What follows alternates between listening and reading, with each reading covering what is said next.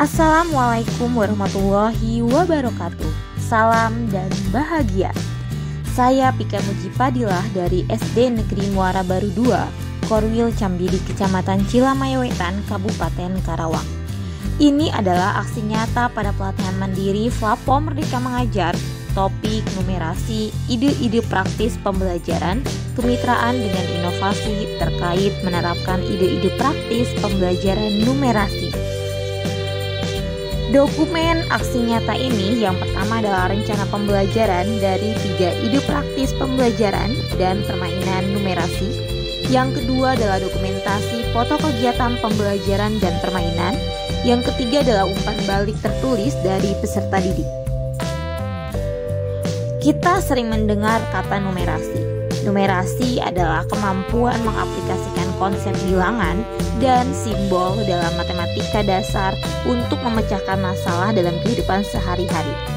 Numerasi berbeda dengan pembelajaran matematika, meskipun berdasarkan pengetahuan dan keterampilan yang sama. Identifikasi peserta didik yang pertama adalah tes diagnostik. Guru memberikan tes sehari sebelum pelaksanaan pembelajaran sebagai asesmen diagnostik. Yang kedua adalah observasi. Pada saat proses pembelajaran, guru melakukan pengamatan yang ditulis ke dalam jurnal kegiatan untuk mengetahui bakat, minat, dan potensi dari peserta didik. Yang ketiga adalah wawancara. Guru melakukan wawancara kepada peserta didik terkait pembelajaran numerasi di kelas. Ini adalah rencana pembelajaran, yakni ide praktis pembelajaran dan permainan numerasi. Rencana pembelajaran yang pertama yaitu pendekatan numerasi lintas kurikulum. Pada rencana pembelajaran pertama, pendekatan numerasi lintas kurikulum, mata pelajaran bahasa Inggris, tujuan pembelajarannya adalah melalui metode diskusi, peserta didik dapat menjelaskan waktu, jam, dengan menggunakan bahasa Inggris secara benar. Rencana pembelajaran lintas kurikulum pada tahap pendahuluan, yang pertama adalah salam dan berdoa, yang kedua guru memberikan motivasi belajar, yang ketiga adalah peserta didik bersama guru membuat keyakinan kelas, yang keempat peserta didik menyimak tujuan pembelajaran, yang kelima guru menyampaikan metode dan penilaian pembelajaran yang akan digunakan.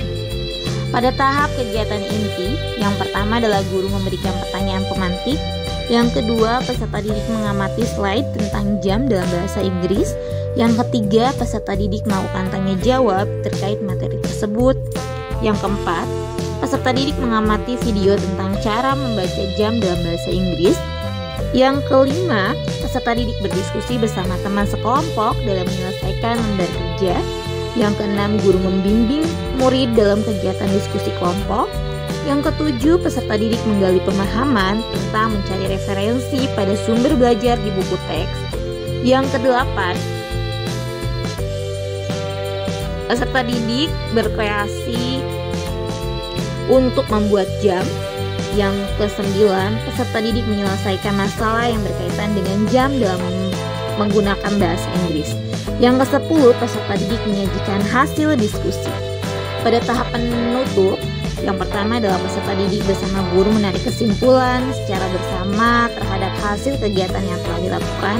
Yang kedua adalah guru memberikan refleksi dari penguatan pembelajaran. Yang ketiga, peserta didik memberikan umpan balik kegiatan pembelajaran yang telah dilakukan.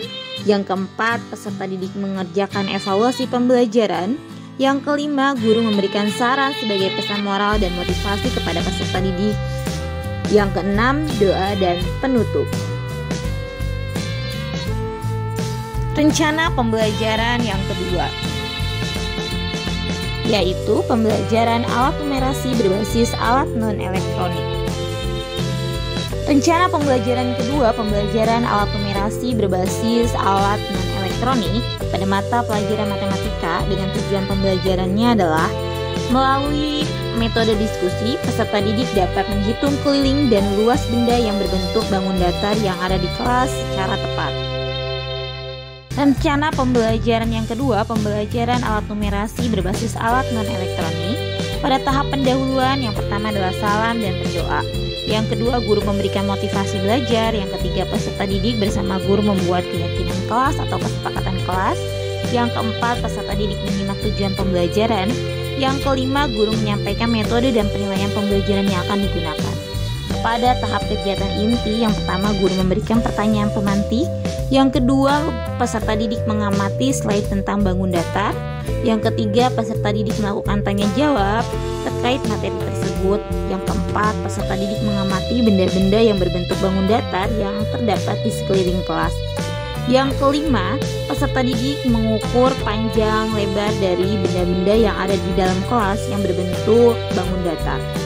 Yang keenam, peserta didik berdiskusi bersama teman sekelompok untuk menentukan keliling dan luas dari benda-benda tersebut yang telah diukur.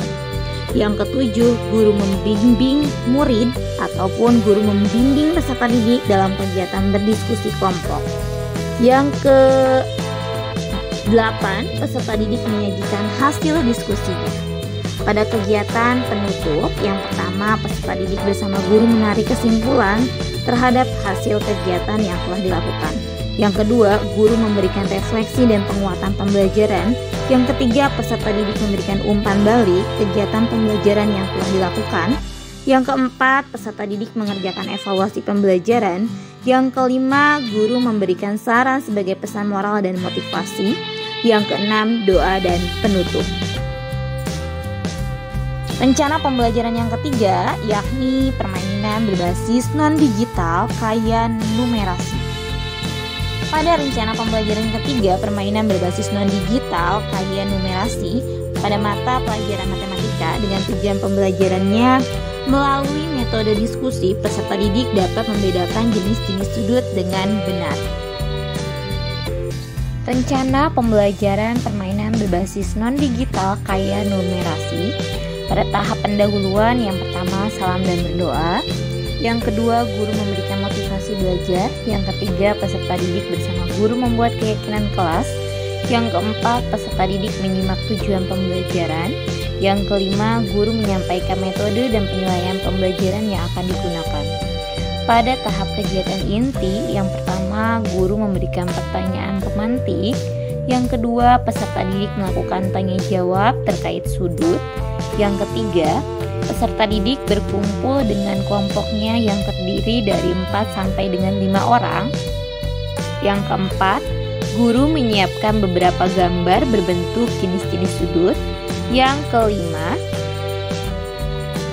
secara estafet, peserta didik menempelkan gambar dan mengelompokkan sesuai dengan jenis sudut. Yang keenam, peserta didik bersama guru meninjau ulang hasil pekerjaan. Pada tahap penutup, yang pertama peserta didik bersama guru menarik kesimpulan secara bersama terhadap hasil kegiatan yang telah dilakukan. Yang kedua, guru memberikan refleksi dan penguatan pembelajaran. Yang ketiga, peserta didik memberikan umpan balik terhadap kegiatan yang telah dilakukan. Yang keempat, peserta didik mengerjakan evaluasi pembelajaran. Yang kelima, guru memberikan saran sebagai pesan moral dan motivasi. Yang keenam, doa dan penutup.